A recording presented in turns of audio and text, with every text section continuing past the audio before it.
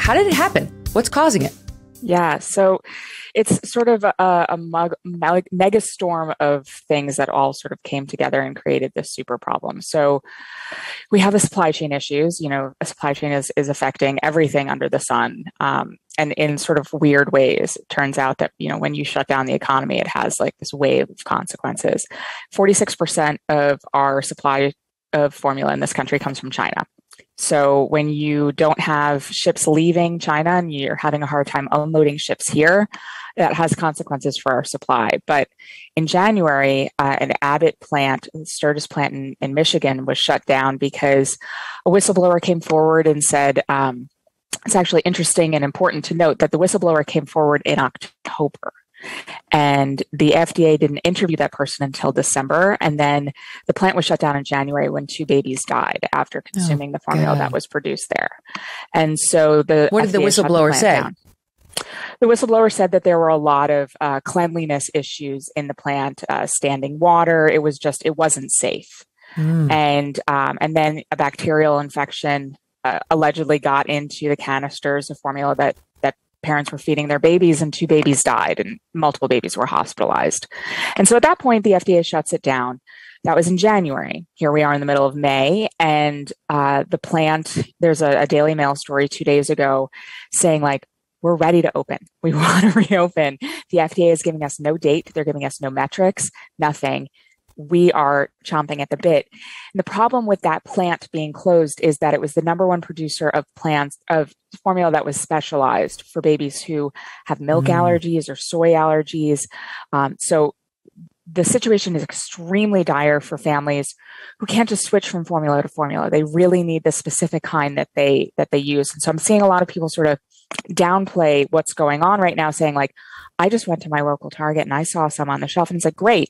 It's not the specific kind that a lot of these families need. And so no baby in America is starving right now. The majority of babies in this country can jump from formula to formula, different brands and different kinds, oftentimes cause stomach upset. It's not fun and it's not ideal, but there are alternatives for the majority of babies. But for these babies who like have a milk allergy, who have a soy allergy, like one of my kids had, it's these formulas or you're out of luck. Mm-hmm. And it's not just the United States. A couple of my producers, and now I've got 2 up in Canada, and one of them has a young baby, and she's going through the same thing up there. So she, it's not just the United States. So what, in your reporting on this, what are some of the disturbing stories that you've heard? Like, what are mothers doing? Yeah, so the disturbing stories that I'm hearing are from mothers who have babies with feeding difficulties or nutritional deficiencies. They really need specific formulas. So I spoke to one woman, a mother in Brooklyn. Her name is Chaya, and she said she was down to about a half a canister of what she was using, and she went to every single Walgreens, CVS, Duane Reade, you name it, all across Brooklyn. She spent her entire night doing it after she put her baby to bed, and finally, in one lone, I think it was a Walgreens in a different zip code, she was able to find what she needed. And the hours that she puts into it now, there's WhatsApp chat in my community where people are sort of crowdsourcing, like, this is the kind I'm looking for if anyone sees it, because lots of people are sort of, going from store to store trying to find what they need. And so, you're keeping an eye out for 5 different people while you're looking for your formula for your own baby. So I'm hearing a lot of those stories. I heard from a guy in Ohio who said that they have a family text chain. His niece lives in Boston, and the niece's daughter is on a special kind of formula that she can't find in Boston. She's looking everywhere. And so they have a family text chain, and everyone across the country in the family is looking for this specific kind of formula. And when they find it, they overnight it to her, and she pays for the FedEx for overnight. And so this is how she's feeding her baby, with overnight shipments from all of her aunts and uncles and cousins from around the country. That's very scary. It's like, because that they could run out too. And then what? It's not like, if you have especially a newborn, it's not like you can start giving them solid foods yet. They need one of 2 things, breast milk or formula, which of course has led some clueless people to be like, why don't you just breastfeed? Just breastfeed. Would you like to take that? Yes, I do.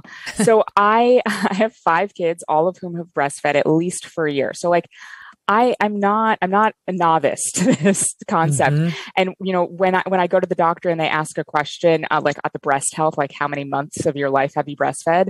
I consistently get the response like, wow, that's the most I've ever heard. So I'm very familiar with the ins and outs of breastfeeding, and it works for us because frankly, I don't leave my baby. And so, that's the only way this works for us. And it doesn't work for millions and millions of American moms. So up until 6 months old, a baby can only have formula or breast milk. That's it. At 6 months old, the data shows that only 35% of babies are still breastfed at 6 months of age. And it's not because their parents don't like them as much as the other 35%. It's because it didn't physically work for their family for so many different reasons. Mom wasn't producing enough milk.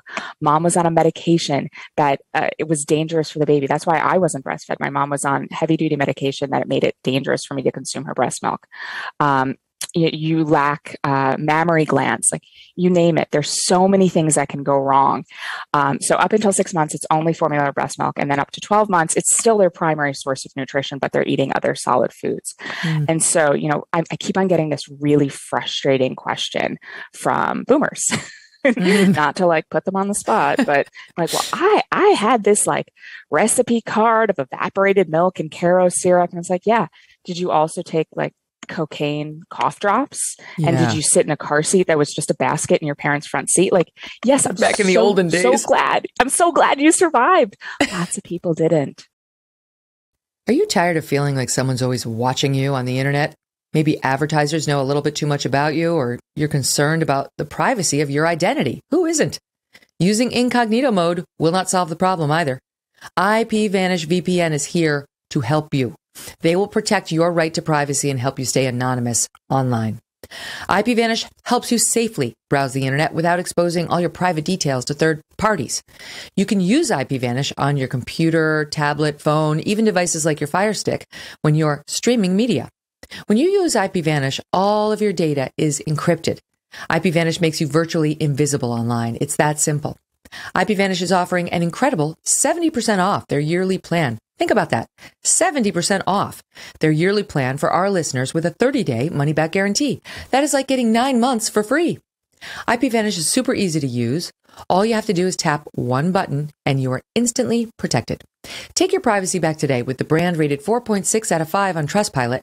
Go to ipvanish.com/Megyn and use that promo code Megyn to claim your 70% savings. ipvanish.com/Megyn. Hey, thanks so much for watching. If you like what you just saw, hit the subscribe button for more clips and full episodes.